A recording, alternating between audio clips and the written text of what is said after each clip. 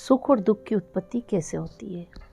दोस्तों, सुख और दुख की उत्पत्ति हमारे दृष्टिकोण पर निर्भर करती है।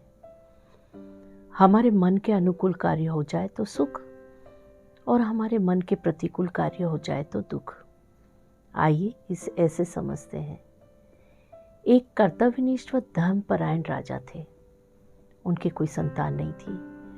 उन्होंने एक अनाथ बच्चे को गोद लिया था और एक राजपुत्र की तरह उनका लालन पालन किया व अस्त्र शस्त्र की शिक्षा में निपुण किया। राजकुमार बड़े हो गए थे। वो भी राजा की तरह कर्तव्यनिष्ठ व धर्मपरायण थे। राजा राजकुमार की समझदारी व बुद्धिमत्ता से बहुत खुश थे। उन्हें विश्वास हो गया था कि अब राजकुमार राज सिंहासन की जिम्मेदारी अच्छी तरह से संभाल सकते हैं। एक दिन राजा ने राजकुमार को बुलाया और उनके मंत्री, जो कि राजा के बहुत वफादार थे, उनको भी बुलाया और कहा कि मैं बूढ़ा हो गया हूँ, तुम अब इस सिंहासन को संभालो। राजा ने राजकुमार का राज्याभिषेक कर दिया और उन्होंने राजकुमार को एक जादुई व बेशकीमती अंगूठी तोहफे के रूप में दी और कहा कि तुम इससे जो भी मांगोगे वह सब तुम्हें मिल जाएगा, लेकिन तुम्हें बहुत तकलीफ हो तभी इससे कुछ मांगना। राजकुमार ने कर्तव्यनिष्ठा व ईमानदारी से अपने राज्य व प्रजा को अच्छी तरह से संभाल लिया था। नए राजा पाकर प्रजा खुश थी। कुछ समय के बाद राजा की मृत्यु हो गई। अब राजकुमार उस अंगूठी को बहुत ज्यादा संभाल कर रखते थे। एक दिन राजकुमार अपने मंत्री व सिपाहियों के साथ शिकार खेलने जंगल में गए। वहां पर उनकी अंगूठी खो गई थी। उन्होंने खूब अंगूठी ढूंढवाई, लेकिन वो कहीं भी नहीं मिली। राजकुमार यह सदमा बर्दाश्त नहीं कर पा रहे थे और वो उदास और परेशान रहने लगे। उन्होंने अपने आप को महल में बंद कर लिया था। अब वे किसी से भी नहीं मिलते थे।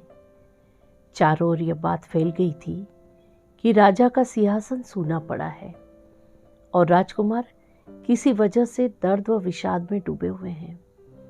ऐसा कई महीनों तक चला, लेकिन उनके वफादार मंत्री ने अपनी वफादारी से राज्य को भलीभांति संभाल रखा था और मंत्री ने राजकुमार को इस सदमे से निकालने की बहुत कोशिश भी की, लेकिन कोई फायदा नहीं पहुंचा।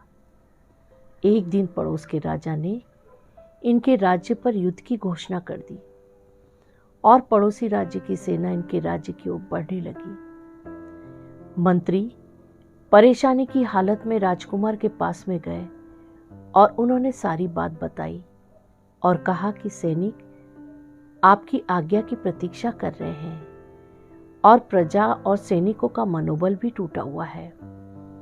राजकुमार ने चुप्पी तोड़ी और मंत्री जी से कहा, इसी वक्त सभी सभासदों को सभा के लिए बुलाइए। मैं युद्ध की सुनियोजित रणनीति बनाना चाहता हूं जिससे हमारी विजय हो। राजकुमार समझ चुके थे कि हमारे राज्य पर युद्ध के बादल मंडरा रहे हैं। उन्होंने बुद्धिमत्ता और हिम्मत से पड़ोसी राज्य के राजा से युद्ध किया और विजयी रहे। अब उनका मनोबल वापस आ गया था। प्रजा व सैनिक बहुत खुश थे। राजकुमार ये बात अच्छी तरह से समझ चुके थे कि कोई भी वस्तु विशेष हमारी परिस्थिति को अनुकूल नहीं कर सकती। हमें अपना कर्तव्य निभाना पड़ता है। दोस्तों, पहले राजकुमार की अंगूठी गुम हो गई थी तो वे दुखी व निराश हो गए थे। उन्होंने अपने ऊपर परिस्थिति को हावी होने दिया और परिस्थिति के सामने उन्होंने अपने घुटने टेक दिए थे। लेकिन जब उनके राज्य पर युद्ध के बादल मंडराने लगे, तब उन्होंने अपनी बहादुरी व सूझबूझ से अपने राज्य को दुश्मनों से चंगुल से जाने से बचा लिया और दुश्मनों पर विजय हासिल की। दोस्तों, जीवन जीने के दो ही मार्ग हैं। या तो हम परिस्थिति के सामने घुटने टेक दें और दुखी रहें, या परिस्थिति को बहादुरी, बुद्धिमत्ता व साहस से अपने अनुकूल कर लें और खुश रहें। आशा है मेरा वीडियो आपको ज़रूर पसंद आया होगा।